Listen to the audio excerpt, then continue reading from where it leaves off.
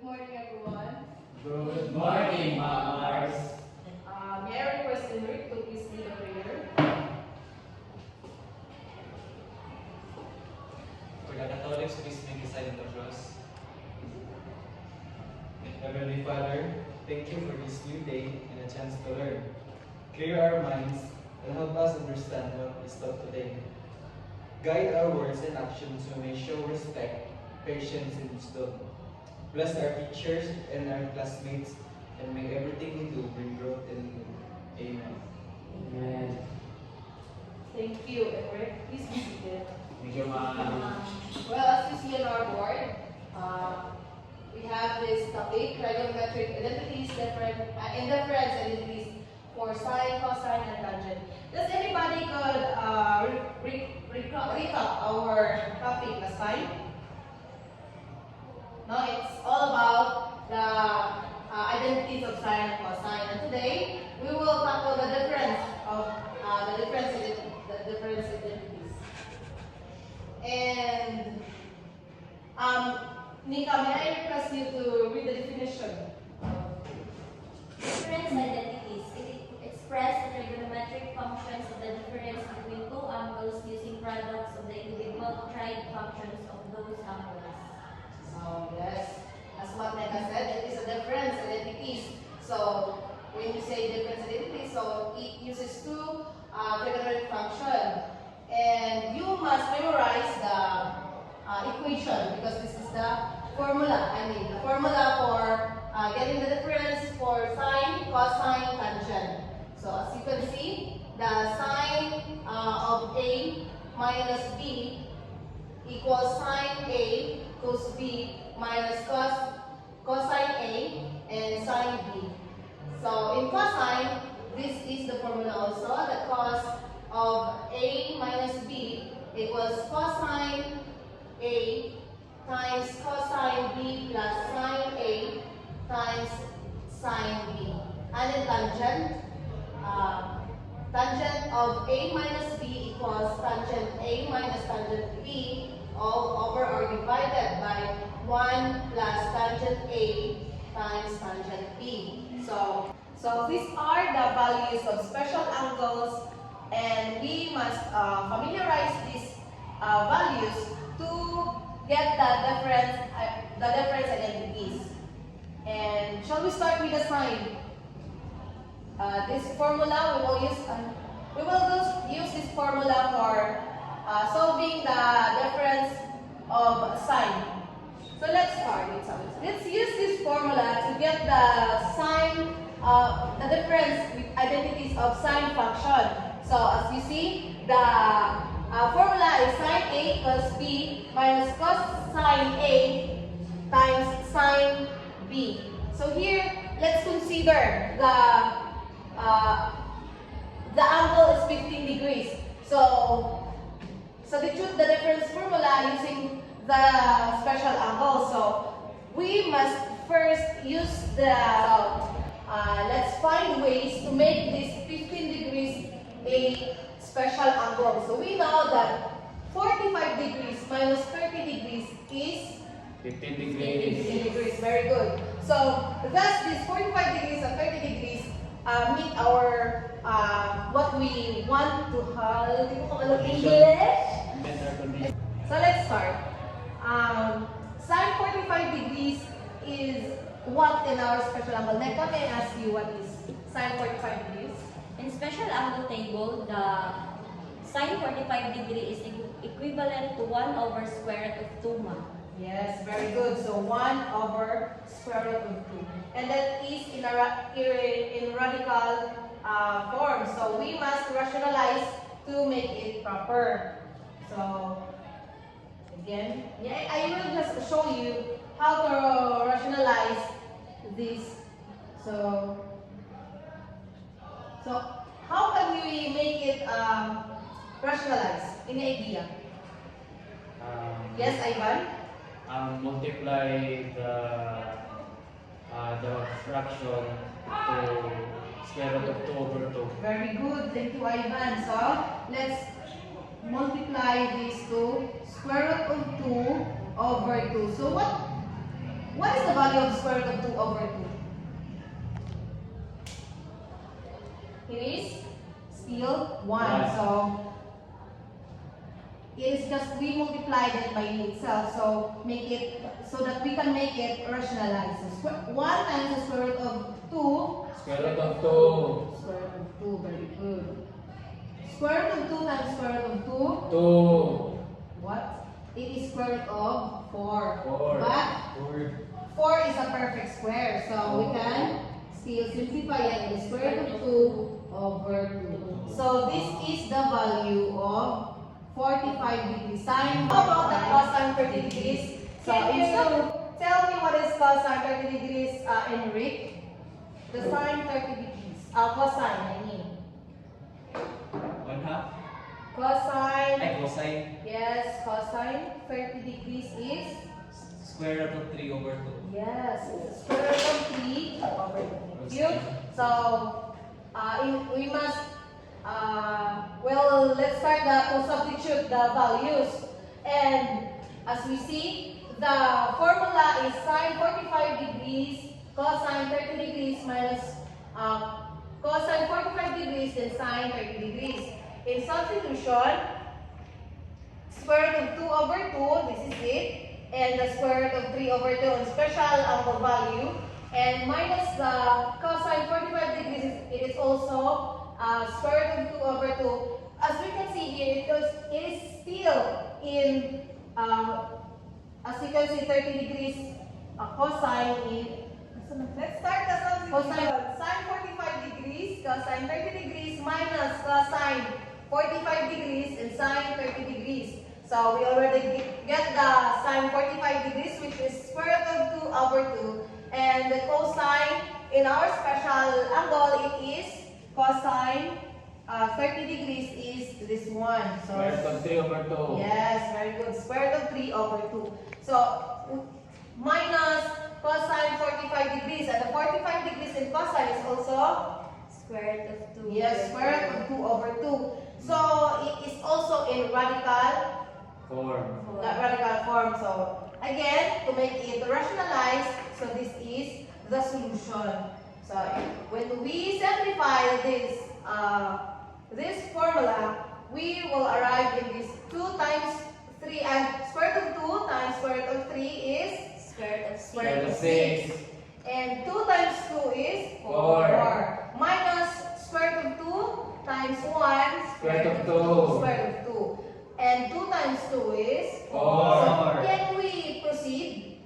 Yes. Yes. Does these two have decimal again? We will substitute the square root of 2 over 2, square root of 3 over 2, and cosine. And cosine 45 degrees is still square root of 2 over 2 times the value of sine 30 degrees, which is 1/2. So when we proceed with this solution, the square root of 2 times square root of 3 is square root of 6. 6. Over the 2 times 2 is 4. 4, and minus the square root of 2 times 1 is Square root of 2. square root of 2, and 2 times 2 is 4. So we get the same denominator, so we can simplify this to square root of 6 minus square root of 2 over 4. So this is the final answer. Sine 15 degrees is equal to square root of 6 minus the square root of 2 over 4.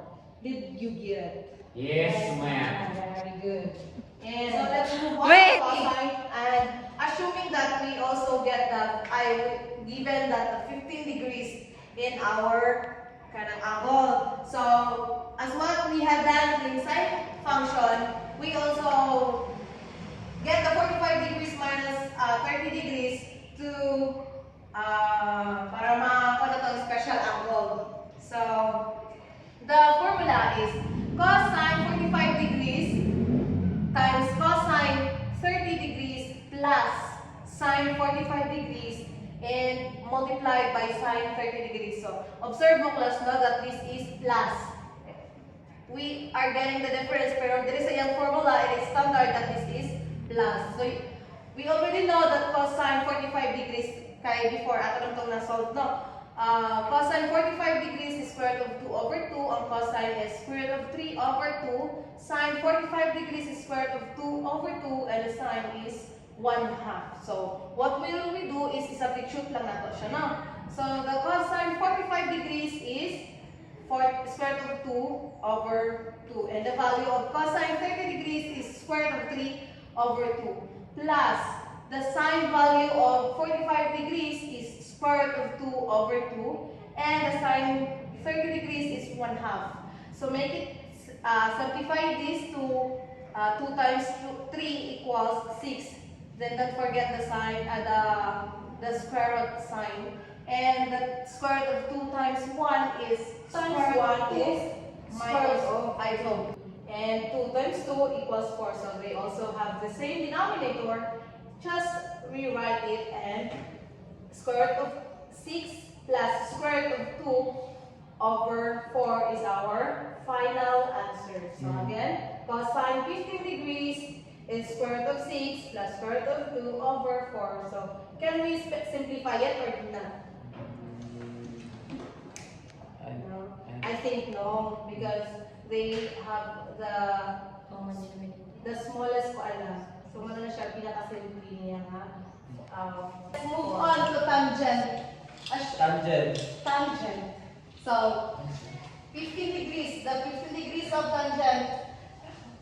And to get the tangent, to get the 15 degrees, para mahimo siyang special angle na ato ma-apply ng special angles, ato sa jud siyang pangitaang paagi nga mo 15 degrees is siya. So, let's assume that 45 degrees minus 30 degrees kay 15 degrees man. So, let's start the substitution. So, let's substitute kay na naman ang iyang formula now. Can you remember? Again, Ivan, can you read can you recall the formula for tangent? The formula of tangent, ma'am, is tangent is equal to sine over cosine. Sine over cosine. I mean the formula for different identities. The formula is tangent times A minus B is equal to tangent A minus tangent B over 1 plus tangent A times tangent B, ma'am. Yes, thank you, Ivan. So, when we substitute what Ivan had said, so tangent, the A is 45 degrees and the B is 30 degrees. So, over 1 plus tangent A, which is 45 degrees, and the tangent B is 30 degrees. So the formula of tangent, as you can remember, is sine theta over cosine theta. So, para makuha nato siya no ang tangent, hindi man na siya given sa form, kailangan siya i-solve sa ilan siya, sine over cosine dito siya. So, ang value sa tangent, pero naka-indicated sa special angle table na. Ang tangent 45 degrees is equal to 1. And tangent 30 degrees is 1 over the square root of 3. So, 1 po siya. Nanapod siya sa radical. So, again, the given value of tan 45 degrees is 1 and the tangent 30 degrees is 1 over the square root of 3. So, when we compute, then substitute the 1 minus 1 the square root of over the square root of 3 all over 1 plus 1 over the square root of 3. So we must rationalize this 1 into square root of 3 minus 1 squared over 3 minus 1, and when we do the multiplication of the square root of 3 minus 1, this will become 3 minus 2, the square root of 3 plus 1 all over 2, because 3 minus 1 is 2. So 4 minus 2, when we simplify, 3 plus 1 equals 4. So 4 minus 2 times the square root of 3 all over 2. And to simplify again, let's divide so let's divide this by factor this numerator and denominator by 2.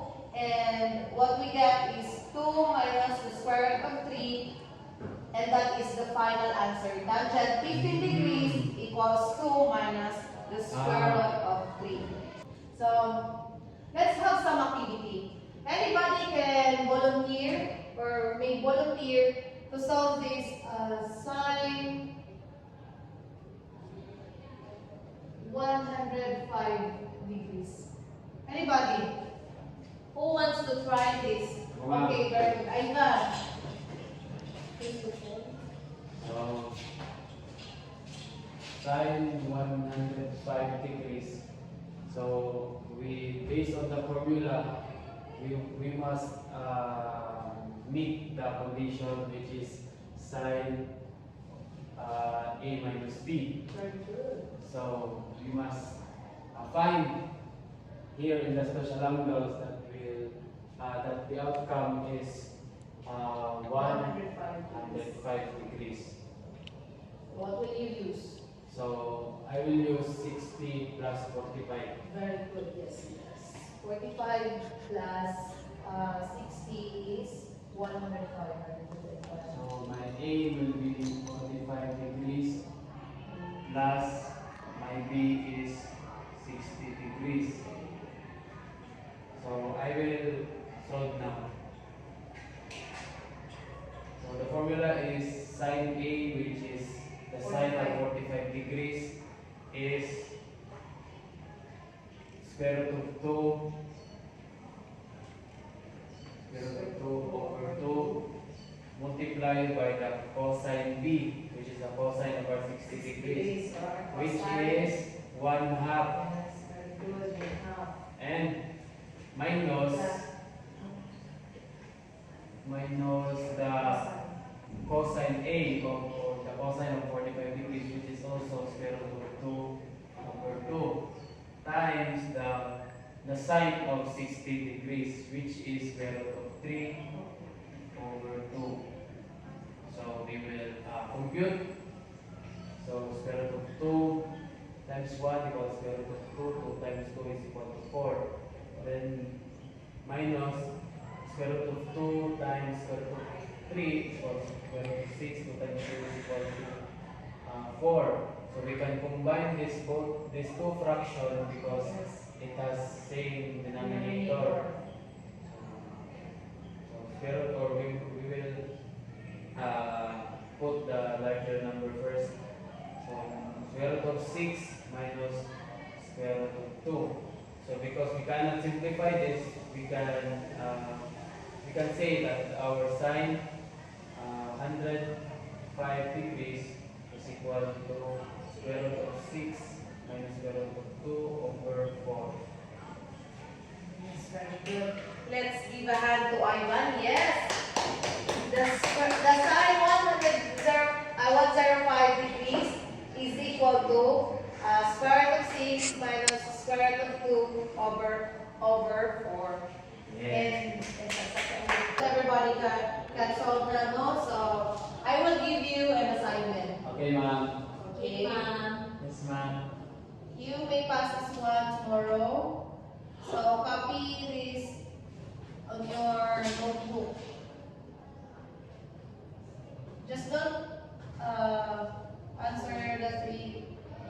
I will specify what function you will solve na lang.